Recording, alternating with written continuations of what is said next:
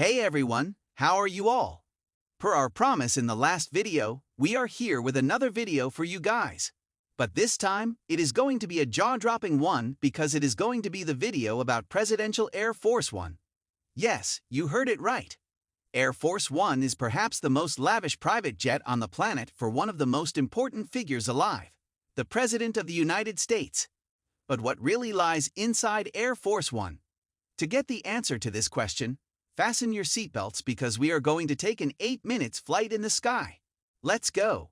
What's inside this massive presidential Air Force? Measuring in at a whopping 4,000 square feet, Air Force One is easily one of the largest aircraft ever made. But it's not just the size that makes this plane so unique.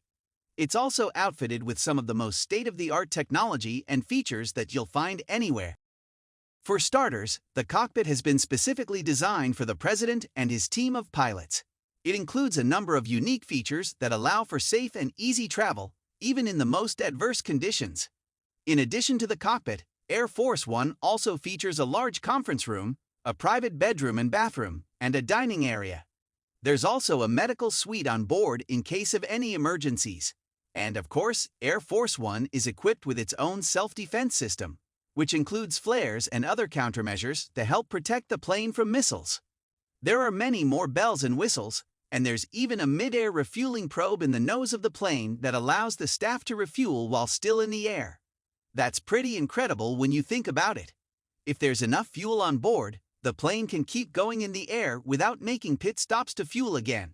You'd think something like that should be on every plane for convenience. But it's only kept for the most important people. Behind the cockpit is the crew lounge, where pilots and staff members can rest. That's not all. There's a large lounge downstairs where the crew members have more space to settle down and relax. The lounge can hold up to 26 members at a time. To finish off on the top deck, there is a state-of-the-art communications center that holds around 240 miles of wiring to support more than 80 telephones and 20 TV on board. The center also has the latest radar tracking and defense systems and is fully shielded from electromagnetic interference and even a nuclear explosion. Basically, the aircraft is indestructible and impenetrable. You would expect nothing less for something that's used to fly the President of the United States. I mean, just look at the car that presidents use. Moving on to the Air Force One, the President's private chamber includes a bed, sofa, dressing room, bathroom, and even a gym. Behind these chambers lies the President's Oval Office. This is where the President can conduct important business and meet with special guests on board the plane. It used to be just an office where face-to-face meetings would happen.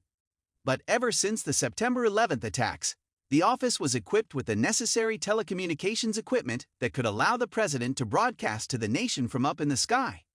Basically, an acting president could potentially live on the plane and perform pretty much all of their duties at the same time. In the form of a zombie apocalypse or nuclear war, this thing could keep important people in the air for a long time. We can find the medical suite behind the Oval Office, which is full of all the latest equipment you could think of. You can find a defibrillator, blood supplies, and all equipment necessary to perform emergency first aid without leaving the plane. The place can even function as an operating room if the need arises, and there's a qualified doctor on board at all times in case of emergencies. The next thing you can find along the corridors is a gallery much more extensive than your usual gallery on a plane. The gallery is able to accommodate a chef, a sous chef, and even a bartender. You never know when you need a drink to cool off.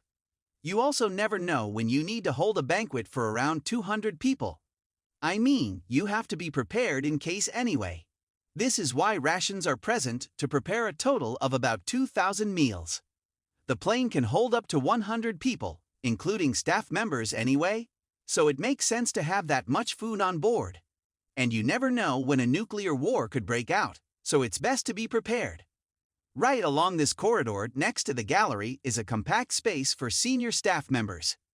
The room is equipped with business class-style seats arranged in a circle, so it's easier for the President to talk to them if they wish to do so.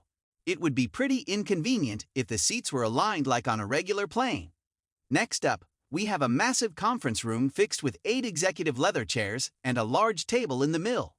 An additional sofa is placed next to the walls because there might be more than 8 people in the room for a meeting.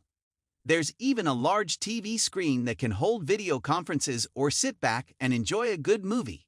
Although, it is unlikely anyone uses it for that purpose. If it's required, adjustments could probably be made. The conference room can even serve the purpose of a dining room if the president would like to hold a meeting over dinner. Moving further back, we'll find a space that is specially designed for the president's office staff. The room is equipped with all the necessary tools required to conduct business, such as working Wi-Fi, fax machines, phones, TVs, and printers. A president is a busy man, after all, and it would be better to have a working office present everywhere you go. That's a lot to digest, but we're not done yet. Moving even further back, the plane actually begins to resemble a commercial aircraft, although it is much more luxurious than your regular one. Behind the office, the staff room is a guest section on the plane because guests could often be traveling with family members or would need to relax if there's no business to conduct. The cabin is entirely business class. Of course, you wouldn't have an economy cabin on the president's personal plane, would you? That's just disrespectful. When we talk about security, it might not be a surprise to know that the aircraft is equipped with all the modern facilities that could be used to help protect the president. What are the protective measures in this aircraft for president? The extent of all of these things is unknown for obvious reasons, but there are some things we know. First, the plane is equipped with electronic countermeasures to jam enemy radar and infrared countermeasures that can be used to divert heat-seeking missiles. The plane can also fire shafts and flares, and under the belly of the plane is a device that is dubbed the Department of Extensive Navy Aircraft Infrared Countermeasure System. The device can detect surface-to-air missiles and operated portable air defense missiles as well. This plane is also coated with armor plating and, as mentioned before, can withstand nuclear blasts. That's impressive, to say the least, but it's nothing you wouldn't expect. What's interesting are the many facilities that the plane has which are hidden from the public.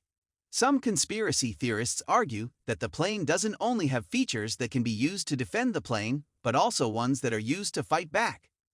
It's only up to the imagination the kinds of things a plane of this magnitude and importance can hold. There are a couple of movies made about Air Force One, and in one of these movies, we can see the president escape in a secret airport fitted into the plane. However, these claims have been flat out denied by the Secret Service, which would only be expected from them. What does this aircraft cost? According to Obama-era Freedom of Information request, this plane costs the average taxpayer over $200,000 for every hour it's up in the air doing the rounds. That's steep. Moreover, when you consider that fuel alone on this thing costs $80,000 an hour, you can begin to understand just how expensive maintaining this aircraft is. But don't forget to drop your opinions in the comment section.